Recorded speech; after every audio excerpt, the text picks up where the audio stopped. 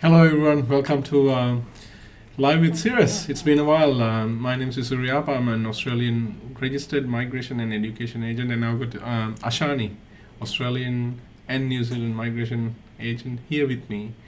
And as usual, we want to spend a bit of time with you and discuss any complicated migration issues or any share our knowledge with you in migration education arena in Australia and New Zealand, and bring you some latest updates. And we want to share some what's going on with us at the moment with visa grants and latest news. And if you are interested in migrating to Australia or New Zealand by yourself, with your family, or bring your loved ones, or expand your business, we are here to discuss more about it and demystify any doubts you might probably have, and help you plan it out. So you don't have to book an appointment. We can talk live here in the session, and then we can probably have a one-on-one meeting if required, if you want to go in detail. So, Ashani, you want to? Yeah, Mario, what's next? There is a, well, it's always been like this, but immigration is now, they've put a notice about the permanent partner visas, and we have seen this as well. So how a person can obtain permanent residency through partner visa. Partner visa means when you're married or in a de facto relationship with an Australian PR holder, citizen, or eligible New Zealand citizen. Once you lodge your temporary / permanent partner visa, 2 years from lodging that visa, you are eligible for your second stage or your permanent residency. At that stage, we need to provide further information or details about the ongoing relationship. So what immigration is doing now, they are actually priority processing the second stage visas. So what we can tell you is, if you're in that initial stage and your 2 years have passed, now on the day that it's 2 years, you can provide further information and be in touch with the department to priority process your permanent residency. What's next is, it's a big announcement. English language changes. So PTE, Pearson Test of English, they did some changes to their exam structure, and with that, immigration has now given new PT scores for different, like for competent, for functional, for the biggest change was for superior English.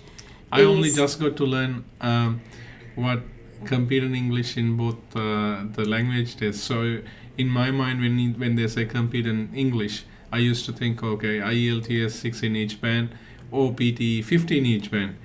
Don't ask me what's the PT score anymore, because it's not just flat 50s for everything. Yeah. So they'll say 50 for this, 50 for the, Yeah, so for competent English, old PT was 50.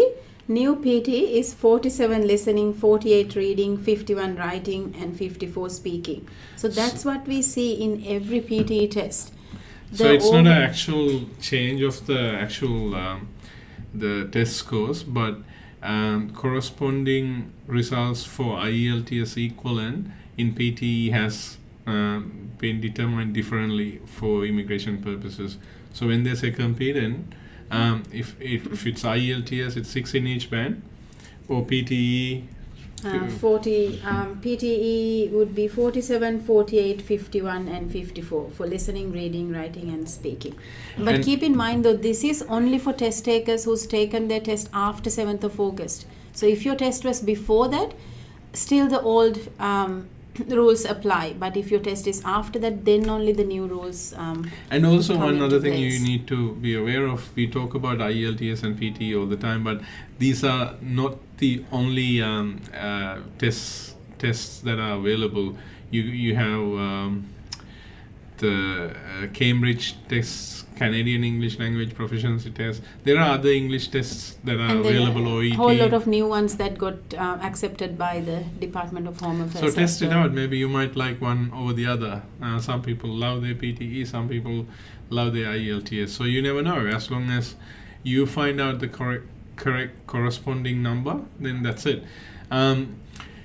Certain test systems have academic and general, which is for migration purposes. You always only need to worry about your general PTE. If it's to be for study purposes, you need to then take up your academic. Certain skill assessments might ask you differently, but for skill assessments, general skill migration, as I said, 6 or the competent English is a key point. That's your benchmark eligibility. Next topic coming up, what visas Sirus Migration can help. What do you mean? Is that a question? We can help any sorts of Australian and New Zealand visas that can come across, and we are here to help, share our knowledge, and share our experience. We have done many visas along our journey of 21 plus years. So if there's anything that we can help you, we're here to help. There are all the grants that came through last couple of days this week. So the skill assessment, bridging visa, bringing family, employer sponsored, 482, 186, 186 again, foreigners, citizenship. Oh, having said that, we've got some invitations came today for Oh yes, 189s are raining today. So good luck for the new invitation takers. And with this as well, for people who are in Australia who's planning to apply for skill migration, I think what we have seen with the trends for the last few years after COVID, 189 is a very good option. We've seen big 189 rounds throughout last year and this year as well and the year before. So even if the state numbers are quite low, if your occupation is in the medium to long term list, I think it's definitely worth having a 189 EOI lodged at all times. And the thing is, I prove myself right again this time, because all my nursing clients, they're very happy. They've got an invitation. So if anyone asks what's the best way to get to permanent residency, or what can I study to get to permanent residency, our registered nurse has never disappointed us in general so skill nursing, migration. Teaching, all these health sectors, Social workers, we know that in Australia has a big demand, and that's what teachers they are are in looking for. higher demand as well, but there's this thing, English thing, but there are other options available for teachers these days too. Before we move on to the others, Somalis were asking us a question about English requirement for 186. 186, it's competent English Somali. So competent English so now is I what think you the require. new one, right? With the new changes. I'm looking IELTS into 6 it in now. each band. It can be academic or general. If it's PTE. If it's PTE, if you haven't done the test yet, so if you haven't sat for your test, then your PTE, listening 47, reading 48, writing 51, and speaking 54. So that's the score for new 186 if you haven't got your English done yet. If you've done your exam before 7th of August this year, then it's 15 each band. I remember that. So next one up. What are we going to talk? While we're talking about English, I have to share this one.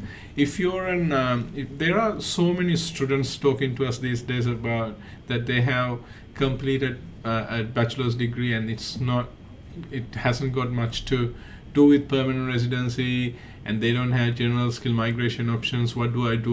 I really feel like spending a bit more time in Australia, and what can I study if I ever felt like getting a permanent residency after this? Is there something lining up? So with all this, RNs, registered nurses are good, but there was another major one, social work. Social work, there were two difficulties that was upholding all the time. Number one, you needed to have proficient English to start the course. Number two, you needed to have certain subjects that you would have studied beforehand for you to be able to get into social masters in social work prerequisites. So good thing is there are some courses came available which are starting in no time. You can enroll right now. You can start in October. So if you have completed a bachelor's degree in Australia, you're considered to have fulfilled the English requirement. So you don't even have to sit for your English right now. And number two, if you have not got the prerequisite study requirements from your bachelor's, for an example, if you studied something not related to Bachelor of Accounting for some reason, or Bachelor of Business, Bachelor of Management, Economics, something like that. And if you wanted to get into social work, you can do a gap program for 4 months, and that also links you into it now. So back in the days, we had to let go of your expectation, because if you don't have those two, you couldn't enroll. So if you keep so now to study your social study, work, your area of study doesn't stop you from getting into social work. There are ways to get into it. And also why I brought up this social work area. Social work is one of the highlighted migration pathways too, because there is a big demand for social workers. So I guess if you're looking into options, migration pathways, this can be one Is it area. bachelor's or master's? This is for masters. 2-year master's. 2-year masters. So if you have a bachelor's degree in Australia, you don't have to sit for English. Right. Then again, you'll have to do it again once you complete your degree. Masters. To get your skills assessment. That's a different story. But with social work, though, with some universities, you don't even need work experience to get the skills assessment, right? No, because they are accredited, and then ACWA accepts the course because it's got an inbuilt internship. So it's very important to understand where you study your course, because that determines whether you're going to have to complete a separate work experience for 2 years, etc. And you'll be wasting in a way that time if you study at an unaccredited program. So there's a lot to talk in different ways. While nursing remains my most favorable area, ACWA, a lot of people like to help each other, help other people, help the communities, help support the families, and while making your living, they want to be part of someone else's journey as well. So social work is a very good program in that way. And if you are if you're a community-minded person and you still don't want to touch your blood, and you look for a way, I think social work is a good thing. And if you are someone like me who like to talk to people a lot, then social work is a very good thing. And so if you go into social work, talk to us. We might have some good pathways for you. Are there any scholarships as well? They are considering some scholarships, but there's a big demand depending on which course and which state. Then so they have options in all the states for social work? All the states. And I didn't pick up any state or any institute, because depending on your background, we can match it. And we've been doing it for a long time, and we don't want to push you to a KPI. You're not a KPI. Every time when we talk to a student, when we talk to a client, we want to make sure we find the right pathway unbiased. And for that, I'm not here to ever fulfill a KPI of a university, or just tell these are the best courses and just jump into this and then change this to this. That's not how we operate. So I just want to bring up, if you want to plan your path properly, do it sooner than later. And also, changing courses and jumping into areas is not always the right way to achieve your goals. having said that, it's time to jump into the next question. Not the question, sorry, next topic.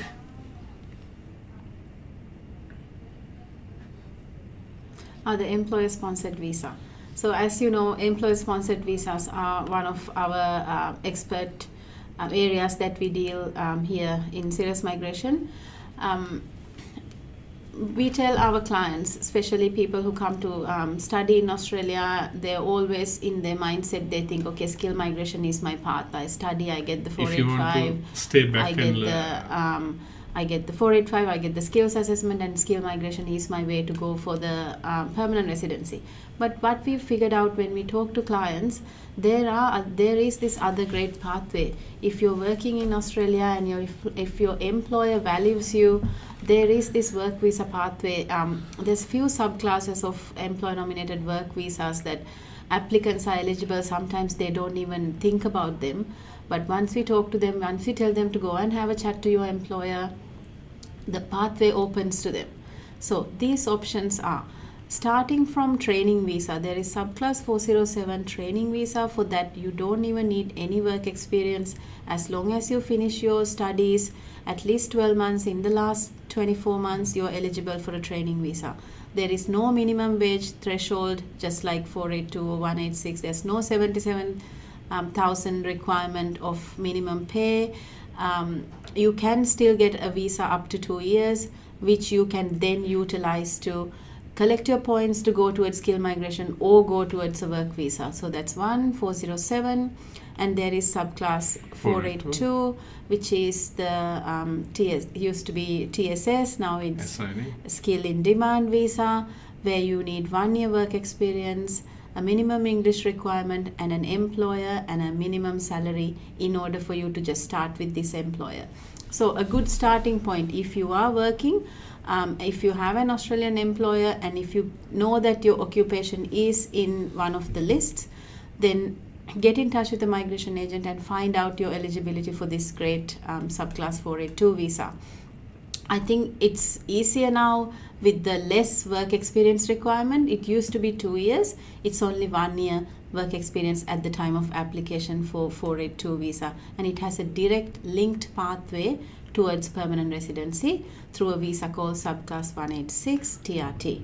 On the TRT stream. Yes, so that's a great pathway again towards your permanent residency, and the next work visa is subclass 186, which just is to before you move on from 482 also, one thing you need to remember is 482 never has a age limit. Yeah. You can be 65 when applying for a 482. 186, if you were to look for a permanent pathway through your journey, that's when you need to have a certain ages. 45 is the normal, but depending on your pay and other things, it can even people over 45 can get into 186 permanent residency as well in that way. Yeah. And then we have the subclass 186 visa, direct entry or TRT, as I explained earlier. So this is permanent residency. Once you get the visa granted, you become an Australian permanent resident. And then you have 494 regional options, depending on if your eligibility with the employer, or if you have, if you need extended incentives, then you can probably consider 494 as well. That's a regional one. 491 is not a direct replacement of olden day 187. 187 or RSMS. No, 491, 494. 494, yes. Yeah. So 494 is not a direct replacement of 187. It's another visa like 482, but there's incentives or the reasons why you should do it, but the employer has to be regional. And then you have other programs like Dharma. Having said that, Ashani's done a great job getting a Dharma approval. Oh gosh, that yesterday, was right? Nice. Day before yesterday. Yeah. Normally Dharma applications are not that difficult, but sometimes there could be some complications. But yeah, it was all good. It was good. It was a transport company, and well done. So if you require any support with getting your employees, finding an employer. No, we don't find employers. if you have an employer and they don't understand the process, we are here to help. There are times we can introduce you employers when they have a big demand, and if one of our employers are looking to sponsor, we always put it up in our social media saying this person is looking for someone, you can contact them directly. Other than that, we're here to help. And I've got a question from Kusum. She's asking, I have seen a Kusuma post on Dissanayake. Facebook about parent visa. My both kids live in Australia. How can I come and stay with them? I'm 68 years old. Very good 68 question. is a very good age, actually. Yeah, and you've done a great job explaining your background to Ms. Yes. Dissanayake. I think we are aiming at age parent visa. I You think have about, depending on how many children, both my kids live in Australia, depending on their visa status, whether assuming they're that Australian you only have citizens two or kids. permanent residents. If they are both, if even one of them is Australian citizen or permanent resident, you have 3 visa options available to you straight away. At least. I think you are one of the best examples I can think of for a parent visa explanation. So given that you're 68 years old, which means you're past pensioner age for this year, which means you are eligible for contributory aged parent visa, which can be lodged in Australia.